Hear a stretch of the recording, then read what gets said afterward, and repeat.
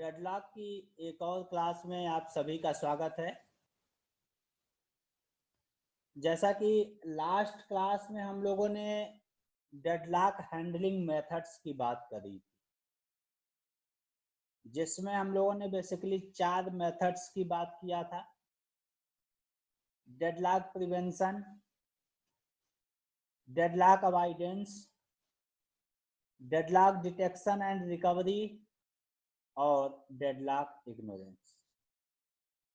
इन चारों ही एल्गोरिथम के बारे में हम लोगों ने, चारों ही मेथड्स के बारे में हम लोगों ने बात किया था, जिसमें सबसे पहले हम लोगों ने डेडलॉक प्रिवेंशन के बारे में पढ़ा था, जिसमें हम लोगों ने ये कोशिश किया था कि जो डेडलॉक की 4 नेसेसरी कंडीशन होती हैं उसको हम किसी भी तरह से उसको डिससेटिस्फाई कर दें तो हम डेडलॉक को प्रिवेंट करने में सफल हो जाएंगे। यानी कि डेडलॉक होने के लिए चारों ही कंडीशन, वो चारों कंडीशन कौन कौन सी थी? म्यूचुअल एक्सक्लूजन था, होल्ड एंड वेट था, नो प्रीएम्पशन था एंड सर्कुलर वेट था। ये चारों ही कंडीशन को हमें डिससेटिस्फाई करना था। कोई एक भी कंडीशन यदि डिससेटिस्फाई हो गई तो हम डेडलॉक को प्रिवेंट करने में सफल हो जाते थे। तो हमने देखा था कि हमने म्यूचुअल एक्सक्लूजन को, हमारे पास मेथड नहीं था, कोई तरीका नहीं था कि हम उसको डिससेटिस्फाई कर पाए।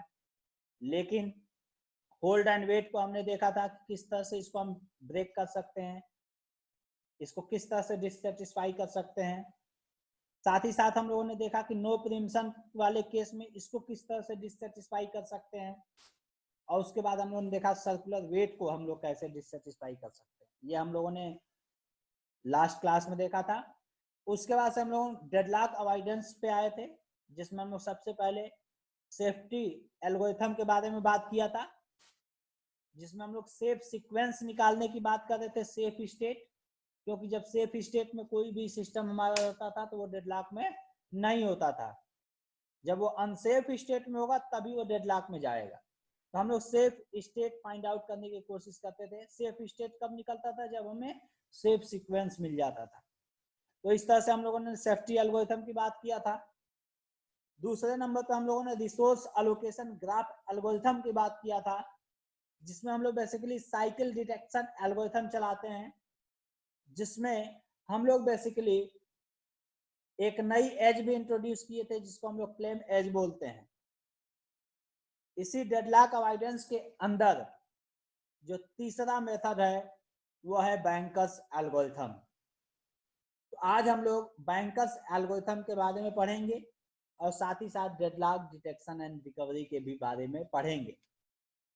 तो बैंकर्स एल्गोरिथम पढ़ने से, शुरू करने से पहले कुछ चीजें हैं जो आपको जाननी बहुत जरूरी है। जैसे बैंकर्स एल्गोरिथम की जरूरत क्यों पड़ी? तो बैंकर्स एल्गोरिथम की जरूरत इसलिए पड़ी क्योंकि जो हमारा सेफ्टी एल्गोरिथम था या जो रिसोर्स एलोकेशन ग्राफ एल्गोरिथम था, वो किसी भी रिसोर्स जिसका केवल और केवल सिंगल इंस्टेंस हो, यानी किसी भी रिसोर्स की एक ही संख्या हो, वहीं पे अप्लाई हो पाता था। अब ऐसी सिचुएशन आ जाए जहां पे एक रिसोर्स के बहुत सारे मल्टीपल इंस्टेंस हो, उस केस में जो दोनों एल्गोरिथम थी वो काम नहीं करती थी। इस तरह की सिचुएशन के लिए हमें बैंकर्स एल्गोरिथम की जरूरत पड़ी। ठीक है, बैंकर्स एल्गोरिथम का यूज जनरली बैंकिंग सेक्टर के अंदर यूज किया जाता है, इसलिए इसका नाम बैंकर्स एल्गोरिथम पड़ा। अब बैंकर्स एल्गोरिथम, कोई भी हमारा जो सिस्टम है वो बैंकर्स एल्गोरिथम के लिए कब अप्लीकेबल होगा, उसके लिए कुछ कंडीशन दिया हुआ कि कोई भी प्रोसेस हमारा रिसोर्स एलोकेशन सिस्टम के अंदर एंटर करना चाहता है तो उसे सबसे पहले ये बताना पड़ेगा कि भाई तुमको कितने रिसोर्सेज की जरूरत है, तुम्हारी नीड क्या है, तुम्हारी आवश्यकता क्या है, कितना तुम्हें रिसोर्सेज कि यदि तुम आना चाहते हो रिसोर्स एलोकेशन, यदि हम तुम्हें रिसोर्स देना चाहते हैं तो उसके पहले तुम मुझे ये बताओ कि तुम्हें कितने रिसोर्सेज की जरूरत है। यदि ये बताएगा तो हम क्या करेंगे, जब भी वो रिक्वेस्ट करेगा प्रोसेस रिसोर्सेज की, जब हम उसकी नीड जान जाएंगे कि उसकी मैक्सिमम नीड क्या है, तो हम चेक करेंगे भाई इसको जितनी जरूरत है उतनी हमारे पास रिसोर्सेज अवेलेबल हैं कि नहीं है। जितनी प्रोसेस को जरूरत है उतना हमारे पास रिसोर्सेज अवेलेबल है कि नहीं है। अवेलेबल है तो अच्छी बात है, नहीं अवेलेबल है तो भाई उसको वेट कराएंगे। तो यहाँ पे यदि हमारे पास जो अवेलेबल रिसोर्सेज हैं, ठीक है, वो ज्यादा है और उसकी रिक्वेस्ट कम की है, यानी कि जो प्रोसेस यहाँ पे ये जो प्रोसेस है ये जितने रिसोर्सेज की रिक्वेस्ट कर रहा है वो रिसोर्सेज की जो संख्या है वो यदि लेस देन है हमारे नंबर ऑफ अवेलेबल रिसोर्सेज के, तब हम P को रिसोर्स एलोकेशन सिस्टम के अंदर एंटर करने के लिए अलाउ करेंगे। ठीक, अब रिसोर्स एलोकेशन सिस्टम के अंदर आ गया और जब उसको हम रिसोर्स को अलोकेट करेंगे तो रिसोर्स एलोकेशन करने से पहले हम ये चेक करेंगे कि हमारा इसको रिसोर्स देने के बाद हमारा जो सिस्टम है वो सेफ स्टेट में होगा कि नहीं होगा। ये तो बहुत ये जरूरी चीज है, यानी ये हम पहले चेक करके अश्योर हो लेंगे कि भाई इनको रिसोर्स एलोकेशन सिस्टम के अंदर आने देना है कि नहीं आने देना है, पहले हम चेक कर लेंगे। अब ये सारी चीजें सेटिस्फाई हो गई, भाई ठीक है जितने रिसोर्सेज तुमको चाहिए हमारे पास उससे ज्यादा अवेलेबल है, हम कहेंगे आओ। ठीक, अब आगे हम आते हैं अपने एल्गोरिथम पर। दो तरह की एल्गोरिथम की इसके अंदर बात होगी, एक तो सेफ्टी एल्गोरिथम की बात होगी और दूसरा रिसोर्स एलोकेशन एल्गोरिथम की बात होगी, रिसोर्स रिक्वेस्ट एल्गोरिथम की बात होगी। तो सबसे पहले इस एल्गोरिथम को समझने से पहले हमें कुछ उसके डेटा स्ट्रक्चर हैं जो हमें समझना चाहिए कि उसमें क्या क्या वेरिएबल्स हैं जो हमें जानना बहुत जरूरी है। जैसे n, स्मॉल n ये बताएगा टोटल नंबर ऑफ प्रोसेसेस। क्या बताएगा कि टोटल कितने नंबर ऑफ प्रोसेसेस हैं। m जो है ये बताएगा कितने रिसोर्स टाइप्स हैं, रिसोर्स के टाइप्स को बताएगा m। जैसे मान लीजिए कोई रिसोर्स टाइप प्रिंटर है तो उसकी कितनी संख्या है, मान लीजिए रिसोर्स टाइप कोई स्कैनर है, प्रिंटर है, टेप ड्राइव है, हार्ड डिस्क है, कुछ भी जितने भी रिसोर्सेज हो सकते हैं उसकी संख्या कितनी है ये हमारा m बताएगा। ठीक, उसके अलावा एक हमारे पास स्ट्रक्चर होगा अवेलेबल m, जो कि एक वेक्टर ऑफ लेंथ m होगा जो कि बताएगा कि टोटल अवेलेबल रिसोर्सेज कितने हैं। क्लियर। इसी तरह से मैक्स n क्रॉस m, ये भी एक n क्रॉस m मैट्रिक्स है जो कि बताएगा इसकी मैक्सिमम कितने, इसकी नीड क्या है, मैक्सिमम इस किसी प्रोसेस को कितनी आवश्यकता है रिसोर्स, यानी कि एक प्रोसेस आई को जे रिसोर्स के कितनी संख्या की जरूरत है मैक्सिमम, और एलोकेशन ये बताएगा उसको वर्तमान में उस प्रोसेस को उस रिसोर्स के टाइप के कितनी संख्या को एलोकेट किया गया है। ठीक है। चौथी चीज आती है नीड। नीड बेसिकली ये बताता है कि वर्तमान में करंट नीड कितनी है, तो करंट नीड निकालने के लिए एक सिंपल सा फार्मूला होता है, हम मैक्स में से एलोकेशन को क्या कर देते हैं, घटा देते हैं। ये सारी चीजें जब हम लोग जो है कि क्या कहते हैं एग्जाम्पल करेंगे तो वहां पे बहुत अच्छे से आप लोगों को समझ में आ जाएगा, तो इसलिए बिल्कुल परेशान मत होइए। और साथ ही साथ नोट्स में भी इस चीज को हमने एक्सप्लेन कर दिया है तो आपको नोट्स मिल जाएगा। तो आते हैं सबसे पहले हम सेफ्टी एल्गोरिथम पे आते हैं जो कि सेफ स्टेट यानी कि सेफ सीक्वेंस पता लगाने के लिए यूज किया जाता है। अब जैसे दो चीजें इसके अंदर मेन है, एक वर्क है एक फिनिश है।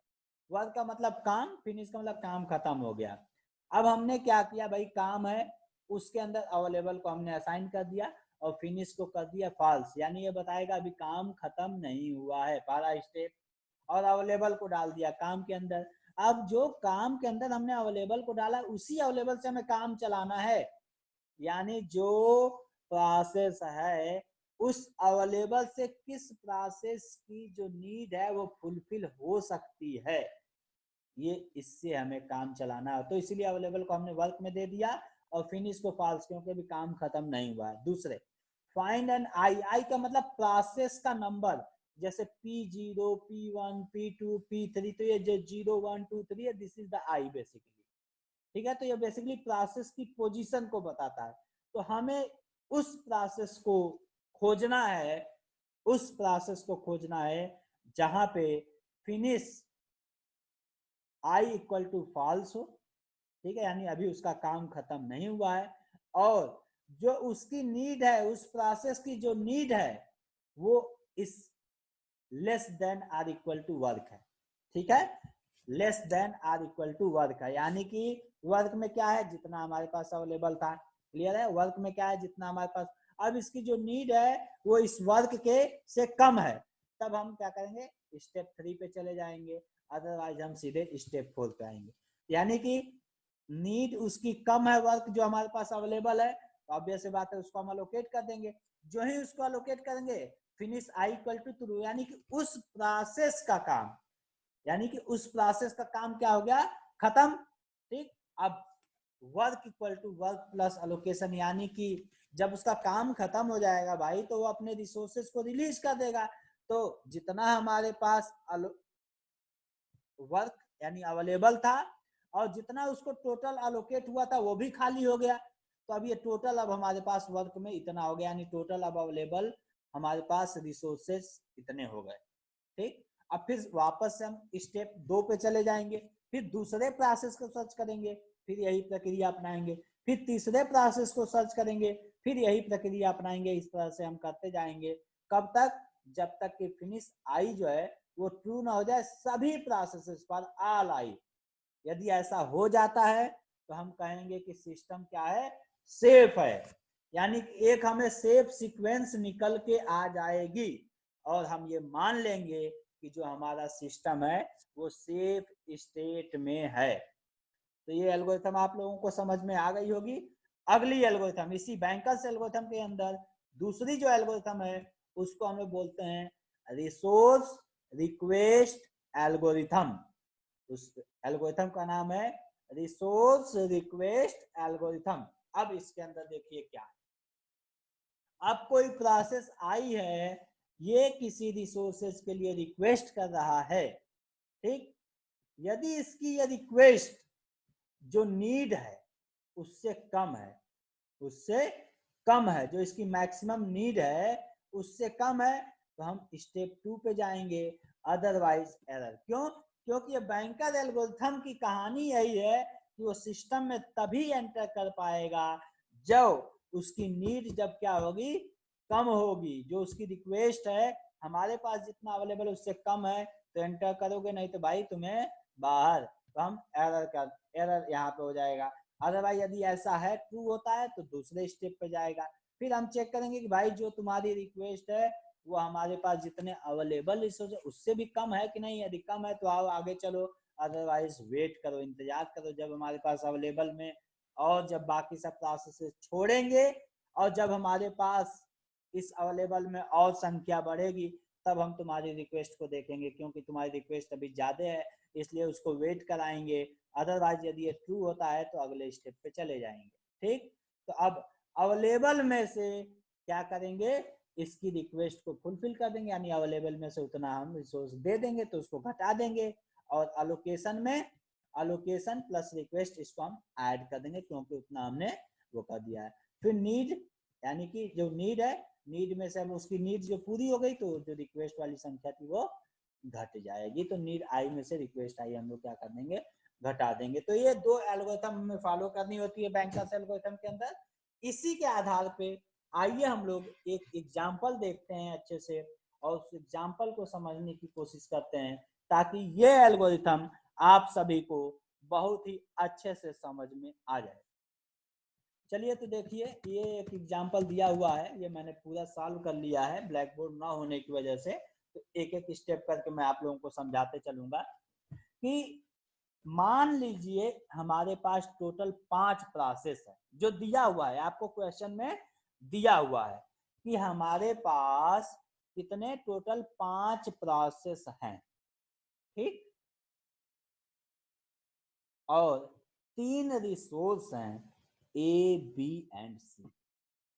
5 classes P0, P1, P2, P3, P4, P0 से लेकर P4 तक ये 5 क्लासेस आपको गिवन है और 3 रिसोर्स दिया हुआ है A, B, C और ये कह रहा है कि जो A रिसोर्स है इसके 10 इंस्टेंस है आपके पास, B जो रिसोर्स है इसके 5 इंस्टेंस है आपके पास और जो C रिसोर्स है इसके 7 इंस्टेंस है आपके पास।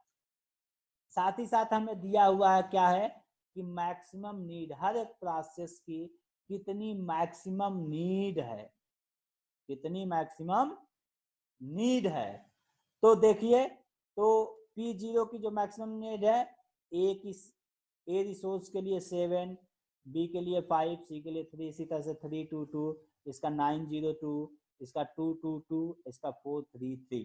ये हर एक प्रोसेस की अलग अलग मैक्सिमम नीड भी दिया हुआ है आपको।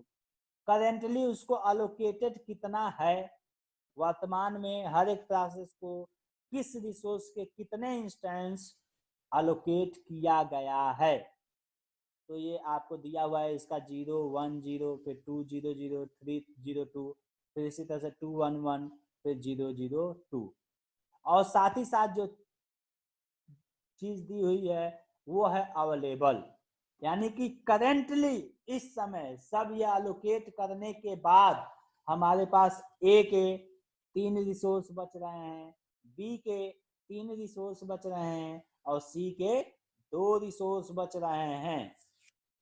आप इसको इस तरह से भी देख सकते हैं भाई, A के यहाँ पे अलोकेटेड देख लीजिए 2, धन 3, 5 और धन 2, 7 तो अलोकेट हो गया, तो बचा कितना, 3 अवेलेबल। इसी तरह से B में देखेंगे तो 1 और 2 जो है कि अलोकेट हो गया, तो बचा कितना, तो यहाँ 5 था शुरू में, 5 में से 2 अलोकेट हो गया, 3 बचा। इसी तरह से 2, 2, 4, 5 यहाँ पे अलोकेट हुआ और टोटल 7 था, तो 7 में से 5 घटा दिए, हमें 2 अवेलेबल मिल गया। क्लियर। अब बात आई, इतना दिया हुआ है, अब ये कह रहा है कि हमें चेक करके बताओ कि ये जो सिस्टम है ये सेफ है कि नहीं है। पहला क्वेश्चन कि ये सिस्टम सेफ है कि नहीं है, तो हमें ऑब्वियस सी बात है सेफ्टी एल्गोरिथम यहाँ पे लगाना पड़ेगा।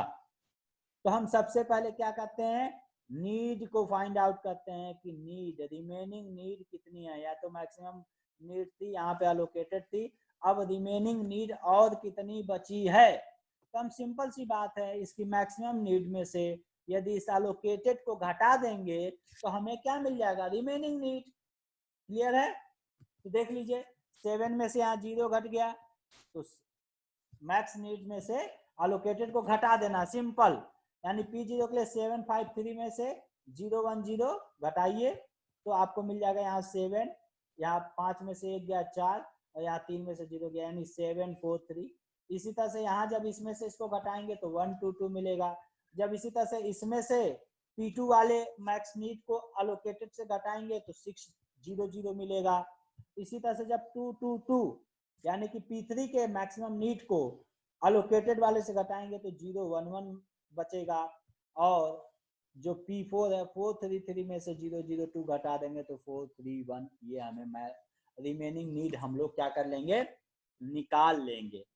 जब हम रिमेनिंग नीड निकाल लेंगे तो अब हम ये देखेंगे कि जो हमारे पास अवेलेबल है इससे हम किस तरह से सब सारे प्रोसेसेस की रिक्वायरमेंट को फुलफिल कर सकते हैं। तो इस किस क्रम में, बेसिकली इसका मतलब यह है कि हम किस क्रम में इसको अलोकेट करें, किस प्रोसेस को पहले दें, किस प्रोसेस को बाद में दें, ताकि सारे ही प्रोसेसेस की नीड जो है वो फुलफिल हो जाए। तो आइए देखते हैं, तो हमारे पास अवेलेबल है 332 और इनको चाहिए 743। क्या हम अलोकेट कर सकते हैं? नहीं। क्यों? क्योंकि हमारे पास अवेलेबल कम है, इनकी नीड ज्यादा है। यही 743 332 से ज्यादा है ना, तो हम तो दे ही नहीं सकते हैं। आगे आ जाते हैं P1 पे, इनको चाहिए 122 और हमारे पास अवेलेबल है 332। वेरी गुड, यानी कि यहाँ पे हम इनकी रिक्वायरमेंट को हम फुलफिल कर सकते हैं।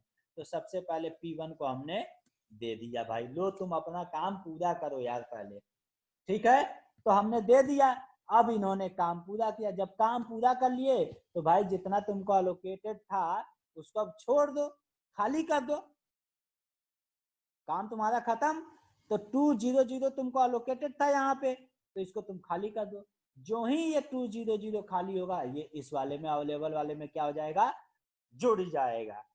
तो ये जब खाली हुआ तो 3 + 2 5 और ये 0 है, ये 0 है, तो 3 2, यानी कि अब P1 के कंप्लीट होने के बाद, P1 को अलोकेट करने के बाद, उसके काम खत्म होने के बाद, ठीक है, काम खत्म होने के बाद जब वो खाली कर दिया, अपने एलोकेटेड को रिलीज किया, तब हमारे पास अवेलेबल हो गया 532। अब 532 से देखेंगे किसकी रिक्वायरमेंट फुलफिल कर सकते हैं। तो 743 ये तो हो ही नहीं सकता है अभी भी। 600 अभी इनकी भी हम जो है कि रिक्वायरमेंट फुलफिल नहीं कर सकते हैं, लेकिन 011 इसकी कर सकते हैं, तो हम इसको अलोकेट कर देंगे। इसका काम खत्म होने के बाद इसका जो अवेलेबल था वो इसमें जुड़ जाएगा। ठीक है, 532 में ये 211 जुड़ जाएगा तो 743 हो जाएगा।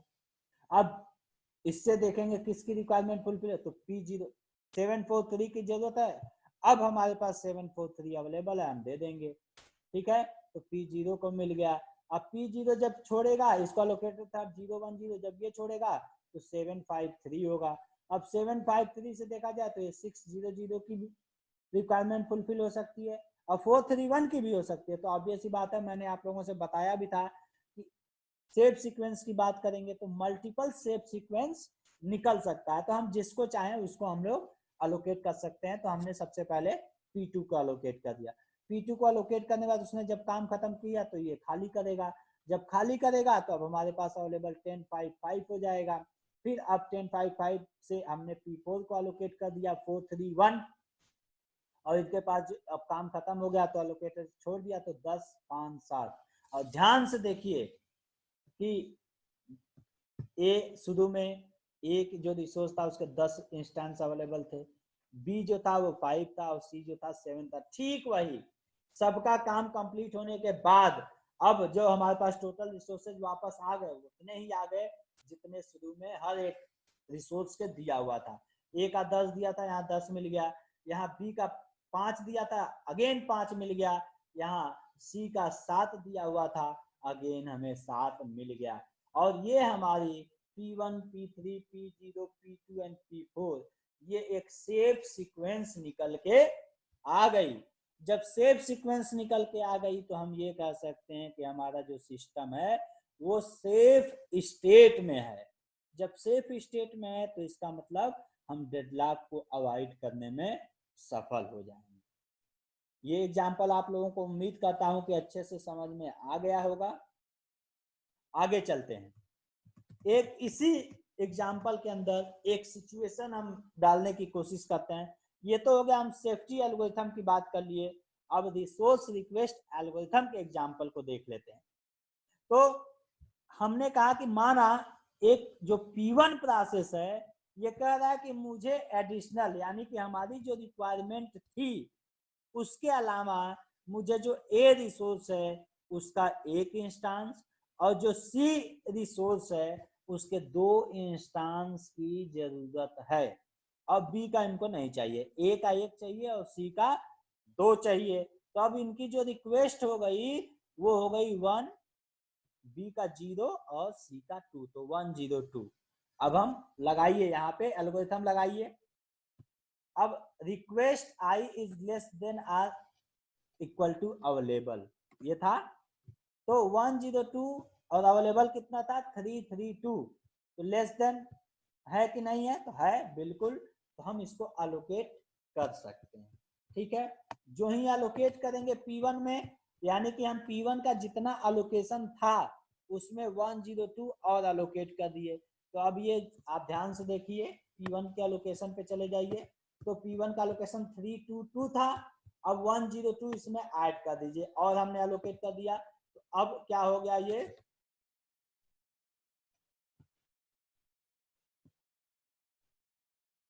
एक सेकेंड, 302 P1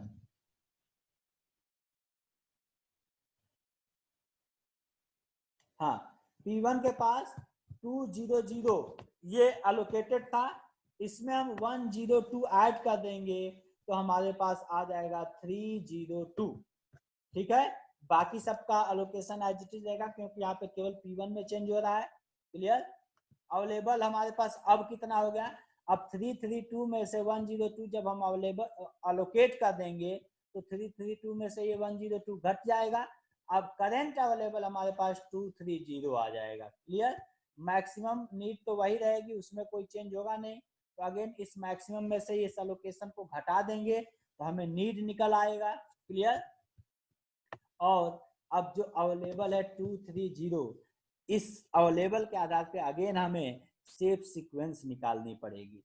जब सेफ सीक्वेंस निकल आएगा तब हम कहेंगे कि भाई P1 के रिक्वेस्ट को फुलफिल करने से हमारे सिस्टम पे कोई इफेक्ट नहीं पड़ेगा, इसके बावजूद भी जो हमारा सिस्टम है वो सेफ स्टेट में रहेगा, तभी हम तुरंत उसको जो ही हमें सेफ स्टेट मिलेगी P1 की रिक्वेस्ट को हम तुरंत क्या कर देंगे, ग्रांट कर देंगे, उसको अलोकेट कर देंगे। ठीक है, तो हमें देखिए यहाँ पे ध्यान से हमने सेफ सीक्वेंस निकाला है। सेफ सीक्वेंस कैसे निकालते हैं ये मैंने आप लोगों को अभी पहले ही जस्ट इसके पिछले वाले उसमें बताया है कि जैसे 230 और अब इससे देखेंगे ये जो नीड है किसकी नीड्स पहले पूरी हो सकती है। तो ध्यान से 743 की नीड ये हम नहीं कर सकते हैं क्योंकि हमारे पास अवेलेबल कम है। 020 इसकी नीड पूरी कर सकते हैं, बिल्कुल 230 है, अगेन ये पूरी हो गई तो P1 सबसे पहला। फिर इसके बाद P3 की नीड हम पूरी कर देंगे। क्लियर। फिर P4 की नीड, फिर P0 की, फिर P2। क्यों? क्योंकि 230 के बाद ये 020 ये हमने पूरा किया।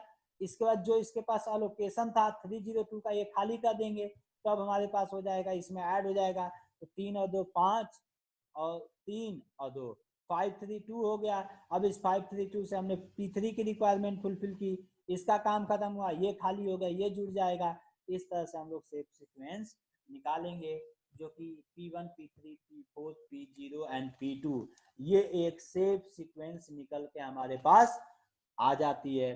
जब सेफ सीक्वेंस निकल के आ जाएगी तो ये आपको तुरंत इसकी रिक्वेस्ट को फुलफिल कर दिया जाएगा।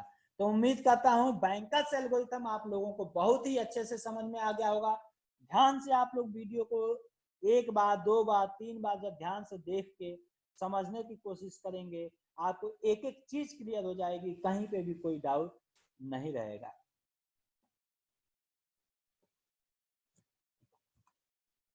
चलिए आगे चलते हैं।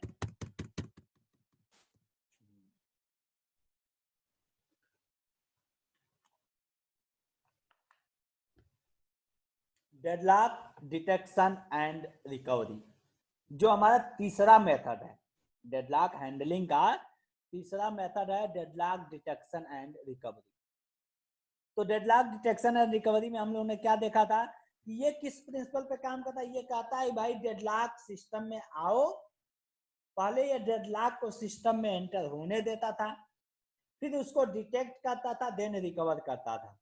जबकि जो पहला प्रिंसिपल, अभी इसके पहले जो दो मेथड हम लोगों ने पढ़ा है वो इस किस प्रिंसिपल पे काम करता था कि हम इस चीज के लिए इंश्योर करेंगे कि डेडलॉक हमारे सिस्टम में आने ही ना पाए। जबकि डेडलॉक डिटेक्शन एंड रिकवरी के साथ ऐसा नहीं है। ये तो कहता है भाई डेडलॉक आए, एंटर करे सिस्टम में, हम चेक करेंगे, डिटेक्ट करेंगे, तब उसको रिकवर करेंगे। ठीक है, तो सबसे पहले डेडलॉक डिटेक्शन की बात करेंगे, फिर हम लोग रिकवरी की बात करेंगे। तो डेडलॉक डिटेक्शन में बेसिकली दो तरीके हम लोग यूज करते हैं। पहला, ऐसे रिसोर्सेज जिसका केवल एक सिंगल इंस्टेंस हो, तो वहां पे हम लोग अगेन यहाँ पे हम लोग साइकिल डिटेक्शन एल्गोरिथम यूज करेंगे कि रिसोर्स एलोकेशन ग्राफ में साइकिल डिटेक्ट करेंगे। ध्यान रखिएगा, ये हम उसमें डेडलॉक अवॉइडेंस में भी रिसोर्स एलोकेशन ग्राफ एल्गोरिथम पढ़े हैं, यहाँ भी वही बात करें, लेकिन दोनों में अंतर है। वहां पे हम resource allocation graph algorithm deadlock system में एंटर ना करने पाए उसके लिए यूज करते थे। यहाँ तो डेडलॉक सिस्टम में आ गया है, उसको डिटेक्ट करने के लिए कि भाई कहाँ पे किस प्रोसेस में डेडलॉक अकर हो रहा है, उसके लिए हम लोग साइकिल डिटेक्शन एल्गोरिथम चलाते हैं कि ग्राफ में कोई साइकिल है कि नहीं। पहला चीज ये डिटेक्ट करने के लिए। दूसरा मेथड क्या है डिटेक्ट करने के लिए कि हम जब मल्टीपल इंस्टेंस हो किसी रिसोर्स के, जब मल्टीपल इंस्टेंस हो तो हम लोग जो है कि अगेन हम ये चाहेंगे कि सेफ सीक्वेंस, बेसिकली कि सेफ सीक्वेंस मिल रहा है कि नहीं मिल रहा है।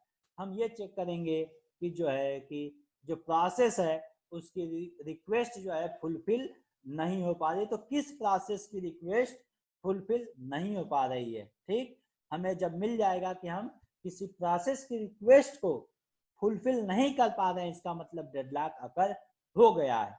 तो ये तो दो मेथड हो गए डेडलॉक डिटेक्शन के। ठीक, आपको देखने में लगेगा यहाँ पे मैंने लिखा एलोकेटेड अवेलेबल नीड, ये बैंकर्स एल्गोरिथम की तरह लगेगा, लेकिन ये बैंकर्स एल्गोरिथम नहीं है, क्योंकि वो बैंकर एल्गोरिथम तो डेडलॉक को एंटर होने ही नहीं देता था। ये बैंकर एल्गोरिथम बेसिकली इस चीज के लिए यूज हो रहा है कि डेडलॉक आ चुका है सिस्टम में, ये बताने के लिए हो रहा है कि किस प्रोसेस की रिक्वेस्ट को फुलफिल नहीं किया जा पा रहा है। क्लियर है? तो ये तो हो गया डिटेक्शन के मेथड। अब डेडलॉक भाई डिटेक्ट हो गया, रिकवर कैसे करेंगे? तो रिकवर करने के बेसिकली एक ही तरीका है, प्रोसेस को किल करना, उस प्रोसेस को खत्म कर देना, अबॉर्ट कर देना। अब दो तरह से हम प्रोसेस को किल कर सकते हैं।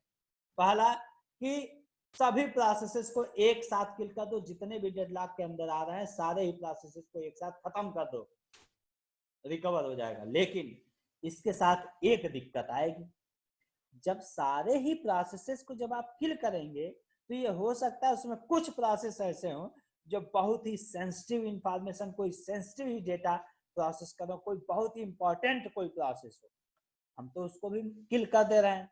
और एक साथ मान लीजिए 20 प्रोसेस 25 प्रोसेस यदि किसी डेडलॉक के अंदर आ रहे हैं, इफेक्ट हो रहे हैं, उससे उसकी वजह से इफेक्टेड हो रहे हैं, क्योंकि हमने बताया था कि जो deadlock detection and recovery method है ये बेसिकली ये चीज चेक करता है कि कितनी जल्दी एक तो डेडलॉक आ रहा है और उस डेडलॉक की वजह से कितने प्रोसेसेस इफेक्ट हो रहे हैं। तो अब जब सारे ही प्रोसेस को एक साथ यदि हम किल करेंगे तो उस केस में हमारे सामने एक बहुत बड़ी समस्या आ जाएगी कि उस केस में जो प्रोसेस इंपॉर्टेंट टास्क को कंप्लीट कर रहे होंगे, परफॉर्म कर रहे होंगे, वो भी किल हो जाएंगे, जिसकी वजह से एक प्रॉब्लम क्रिएट हो सकती है। तो इसलिए दूसरा मेथड, एक अप्रोच यूज कर सकते हैं कि हम एक एक प्रोसेस करके किल करेंगे, एक एक प्रोसेस करके किल करेंगे, जिससे क्या होगा, एक प्रोसेस को हमने किल किया, चेक किया कि डेडलॉक खत्म हुआ कि नहीं, उसकी वजह से हो सकता है साइकिल ब्रेक हो जाए या कुछ है, उसकी वजह से सेफ सीक्वेंस निकल आए। तो हर एक प्रोसेस को हम एक एक प्रोसेस करके किल करते जाएंगे, अबॉर्ट करते जाएंगे और चेक करेंगे तब तक जब तक हमारा डेडलॉक की जो साइकिल है वो एलिमिनेट ना हो जाए या डेडलॉक खत्म ना हो जाए। उस केस में सारे प्रोसेसेस को किल करने की जरूरत नहीं पड़ेगी।